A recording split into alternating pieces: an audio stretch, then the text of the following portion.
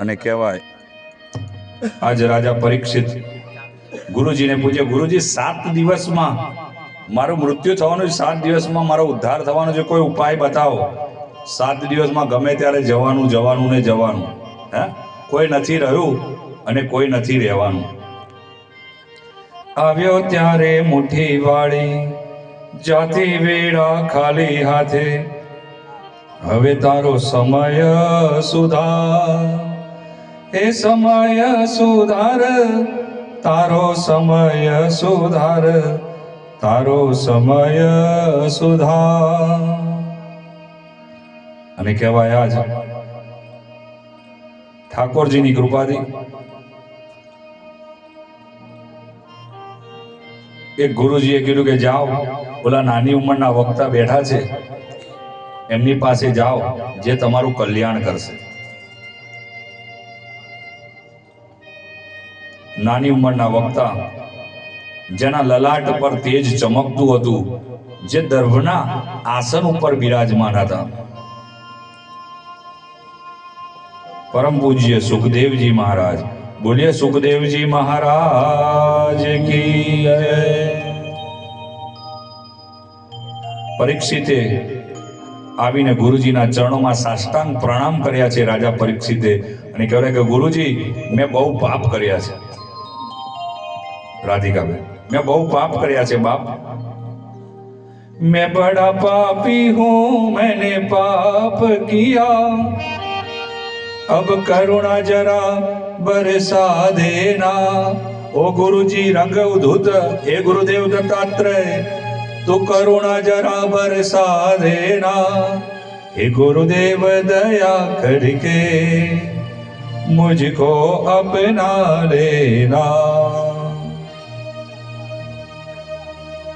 गुरुजी स्वरूपे भगवान सुखदेवजी महाराज नानी उम्र नाखता केवा लग्या કે ગુરુજી 7 દિવસમાં મારું મૃત્યુ થવાનું છે, ગુરુજી મારા મૃત્યુને સુધારો. ગુરુજીએ કીધું મારી કોઈ શક્તિ નથી કે 7 દિવસમાં હું તમારા મૃત્યુને સુધારી શકું.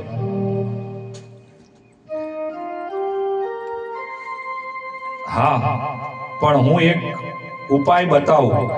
7 દિવસ સુધી તમે એક જ આસને બેસી રક્ષાબેન આ ભાગવત કથા શ્રવણ કરો ને, 7 દિવસ એક જ આસને બેસીને આ ભાગવત કથા શ્રવણ કરો ને, તો તમારી અંદર રહેલો મૃત્યુનો ભય દૂર થશે. ગુરુજી સુખદેવજી સમાન ગુરુ હતા અને કથાની શરૂઆત કરી, અને પ્રથમ કથાની શરૂઆત પ્રથમ વક્તા એવા સુખદેવજી મહારાજ બન્યા, અને પ્રથમ શ્રોતા એવા રાજા પરીક્ષિત બન્યા, અને આ ભાગવતની શરૂઆત થઈ. વક્રતુંડ મહાકાય સૂર્યકોટિ સમપ્રભા નિર્વિઘ્નં કુરુ મે દેવ સર્વકાર્યેષુ સર્વદા. વસુદેવં સુતં દેવં કંસ ચાણૂરમર્દનં દેવકી પરમાનંદં શ્રી કૃષ્ણં વંદે જગદ્ગુરુ. અને જેવી કથાની શરૂઆત થઈ ત્યાં તો આકાશમાંથી પુષ્પક વિમાનો આવવા લાગ્યા. ઇન્દ્ર, ઇન્દ્રાણી, બ્રહ્મા, બ્રહ્માણી બધા દેવી દેવતાઓ પોતપોતાના પુષ્પક વિમાન લઈને આવ્યા. ये जुओ मंगल घंट संभळाय, हे मोहन मारो आवे छे. जुओ मंगल घंट संभळाय, मोहन मारो आवे छे. एनो नाद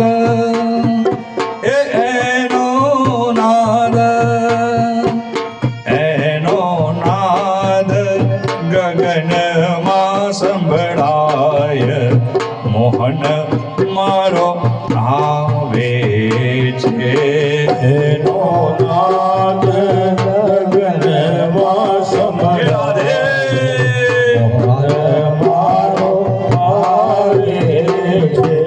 એ જુઓ મંગળ ઘંટો સંભળાય, વાલો મારો આવે છે.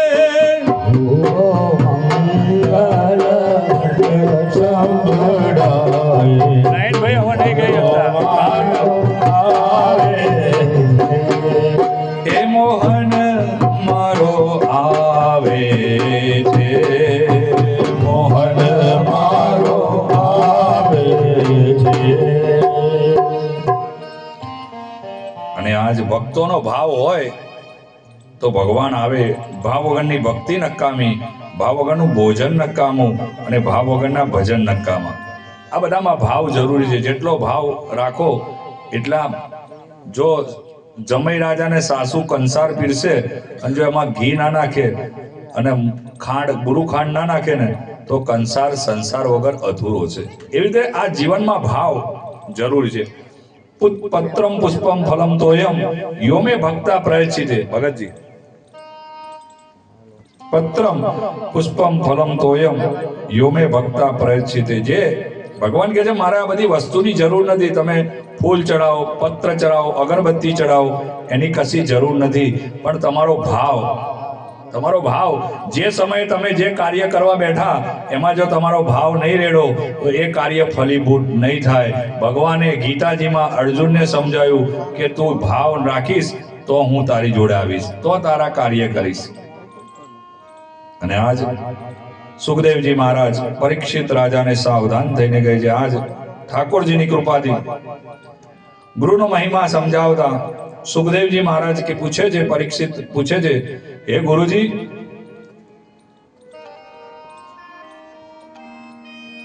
આ દેવતાઓ અમૃત રૂપી કળશ લઈને આવ્યા તો એનાથી શું થાય?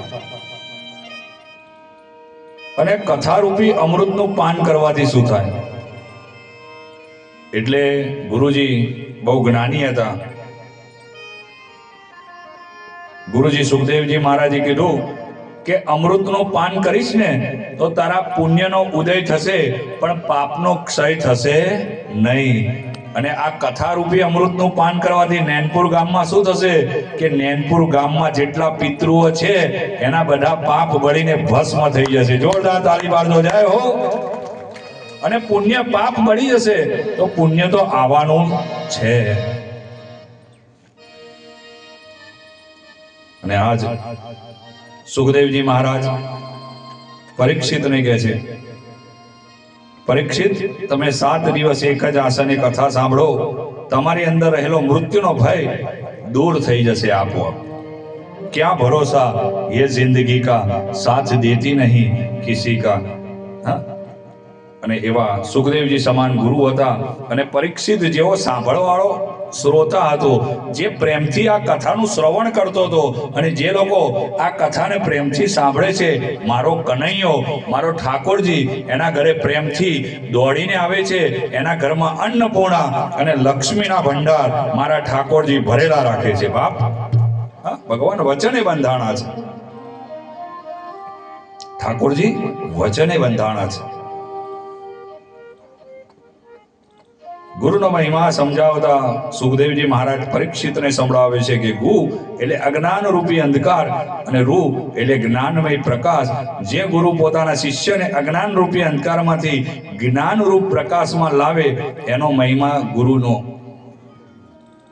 સુંદર મજાનો શીખવ્યો છે. ગુરુ એટલે ગુરુ પોતાના શિષ્યને પોતે બાળે અને પોતે અગરબત્તીની જેમ બળે અને પોતાના શિષ્યને તારે, એને ગુરુ કીધા છે. જેમ નદીનું પાણી વહી જતું હોય અને વહેલું પાણી કોઈ ઉપયોગમાં ના આવતું પણ વહી ગયેલા પાણીને યોગ્ય દિશા આપવામાં આવે તો ડેમ બાંધીને હજારો એકર જમીન ફળદ્રુપ થાય છે. એવી રીતે ગુરુ પોતાના શિષ્યને યોગ્ય માર્ગ બતાવે છે. ગુરુ અને શિષ્યની વાત કરતા આજે સુખદેવજી મહારાજ પરીક્ષિત રાજાને કહે છે, એક નગરમાં એક ગુરુ હતો અને એક શિષ્ય હતો. ચેલો અધવણનું ખાતો હતો એટલે ચેલાનું નામ અઢિયો એવું પાડવામાં આવ્યું. શું પાડવામાં આવ્યું? અઢિયો. ગુરુજી અઢિયાને કે અઢિયા તું 11 વ્રત કર. એટલે અઢિયો શું કે, ગુરુજી હું 11 વ્રત કરું ખરા, પણ મારી એક શરત છે કે જો તમે ફરાળ આપો તો હું 11 વ્રત કરું. તો ગુરુજીએ કીધું કે મારી એક શરત કે 11 ફરાળ આપો, પણ આશ્રમની બહાર જઈને ફરાળ બનાવવાનું. અને સાંભળો બેનો, ધ્યાન અહીંયા રાખજો, અને હવે વચ્ચે કોઈને ઉભા ના કરતા. કે 11 વ્રત કરજો ખરા, ફરાળ બી બનાવજો ખરા, પણ ઠાકોરજીને ધરાયા વગર ફરાળ ખાતા નહીં. એલો અઢિયાન તો કઈ ખબર પડે નહીં. એટલે જેવું તેવું 11 આવી અને ફરાળ બનાવ્યું છે. હે ધન્ય એકાદશી રે, ધન્ય એકાદશી, એકાદશી કરીએ તો વ્રજ સુખ પામીએ. ધન્ય એકાદશી, ધન્ય એકાદશી, એકાદશી કરીએ તો વૈકુંઠ પામીએ. અને ઓલા અઢિયાએ તો ઠાકોરજીને યાદ કર્યા, ઘંટડી લીધી હાથમાં, કગડાઈ, હે ગુરુજીના મિત્ર ઠાકોરજી, હે ગુરુજીના મિત્ર ઠાકોરજી, ફરાળ તૈયાર છે, તમે આવી જાઓ. આ તો બધી ગાંડી ગેલી ભક્તિ છે, પણ ગાંડી ગેલી ભક્તિમાં ભાવ હોવો જોઈએ. ભાવ ના હોય, ખાલી કેલ્ક્યુલેશન હોય ને, ત્યાં ભક્તિ પહોંચતી નથી. પણ ઓનલી ફોર ભાવ, ભગવાન પ્રત્યેનો જે સાચો ભાવ રાખે છે ને, ભગવાન એના કાર્ય પૂરા કરવા માટે ઠાકોરજી આવે, અને એનો બધા કાર્ય મારા ઠાકોરજી પૂરા કરે છે. અઘરામાં અઘરી વસ્તુ પૂજામાં શું છે? લાખો રૂપિયા, કરોડો રૂપિયા પૂજા પાઠની સામગ્રી ના, તમારું ધ્યાન. તમારી જોડે સોનાનો પાટલો પડ્યો હોય, તમે સોનાના થાળીમાં જ પૂજા કરો કે સોનાની ચમચીમાં પૂજા કરો, પણ તમારું ધ્યાન ના હોય, તમારી ઘરવાળી કોણી મારે કે હવે અહીંયા ધ્યાન રાખો ને, તો એ બધું નકામું છે. બોલે કૃષ્ણ કનૈયા.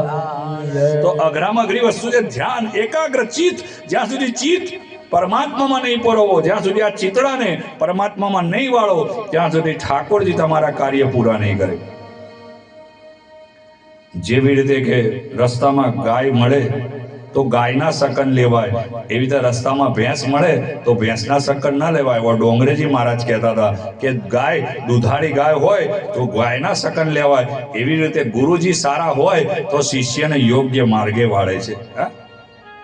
નહીતર શું થાય? લોભી ગુરુ और लालची चेला दोनों नरक में ठेलम ठेला. હા, તો ગુરુજીએ પોતાના શિષ્યને યોગ્ય જ્ઞાન આપવું જોઈએ. અને આજ અઢિયાએ તો ઠાકોરજીને યાદ કર્યા, હે ઠાકોરજી, મેં તો બહુ ભાવથી રસોઈ બનાવી છે, આવી જાઓ, આવી જાઓ, રસોઈ તૈયાર છે. કેટલી વાર છે વાલા?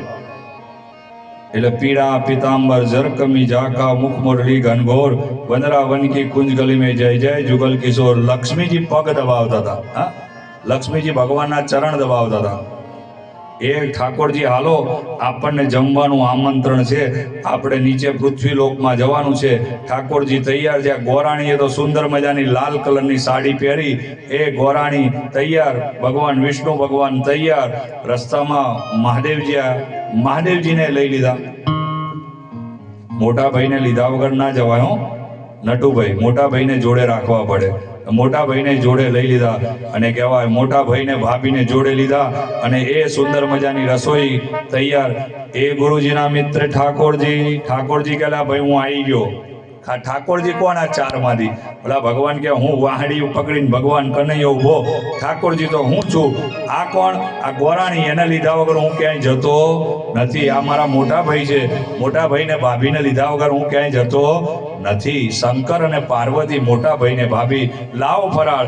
ફરાળ લીધું, અઢિયો તો એમને એમ કોરો. ફરીથી